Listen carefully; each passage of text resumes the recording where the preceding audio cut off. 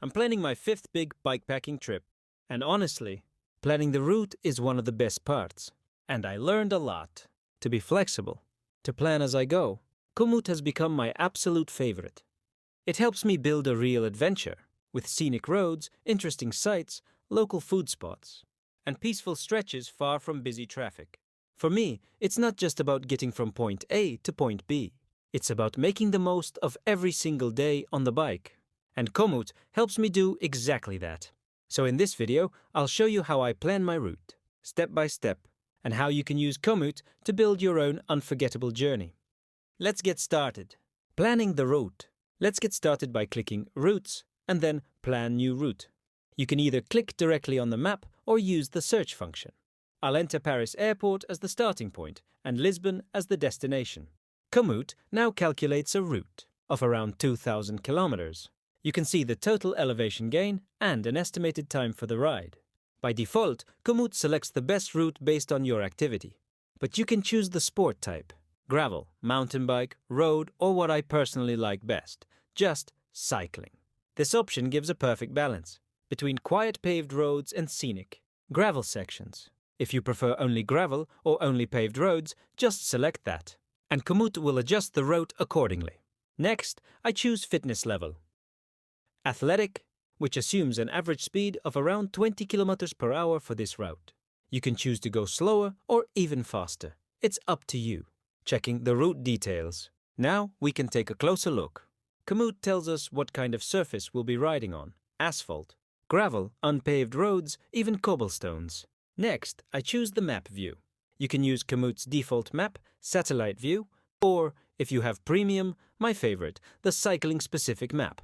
Don't forget to enable trail view. I'll show you why that's helpful in a bit. Customizing the route. Now let's make this route even better. You'll see the purple line, which often overlaps with Eurovelo 3, the route I'm following. I wish I could just tell Komoot to stick to Eurovelo 3, but honestly, I enjoy zooming in and handpicking the waypoints myself. Let's find Santiago de Compostela, the end of the Camino for most pilgrims. I zoom in on the map, find the cathedral highlight, click it, and choose Include in Route. Now we've added another waypoint, and the route gets longer and more meaningful.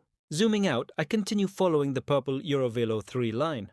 Looking for highlights, these are points of interest shared by other users. For example, here's a beautiful bridge I definitely don't want to miss. Click it and add it to the route. Since I'm a chef and a fan of Somebody Feed Phil, I want to go to San Sebastian. That means I'll leave the Eurovelo 3 for a bit, and that's okay. Flexibility is part of the fun. You'll notice green lines on the map. These mark cycling-friendly or dedicated bike paths. Pro tips: the more highlights you include, the more interesting and personal your route becomes. If Komoot adds them in the wrong order, you can simply drag and rearrange the list of waypoints on the left. The route is now rideable, but I like to take my time and really zoom in on different sections to check road types and scenery. When you hover over the green dots, you'll see photos that other Komoot users have shared. Clicking the road itself also gives you the option to open Google Street View. Super helpful to preview what the ride will look like. The amount of time you spend planning your journey, that's totally up to you. You can use this as a simple guide, or go all in and spend hours researching highlights, zooming into Google Street View, and fine-tuning every detail. Komoot gives you powerful tools. You can search for campsites, supermarkets, restaurants, and all kinds of interesting highlights along your route. Once your route is ready, you can split it into daily segments. Komoot then adds your segments into collection for organizing and sharing your future trip. Komoot automatically breaks the trip down by estimated time, not distance. So climbing days in the mountains will be shorter than flat days on the plains. Very clever. So, this is how I plan my trips. But remember, don't overplan. Some of the best moments on the road are the ones you never saw coming. Thanks for watching. If you found this helpful, please give the video a like. And if you have any questions or tips of your own, drop a comment below. And don't forget to subscribe to follow my next big adventure. From Paris to Lisbon. See you on the road.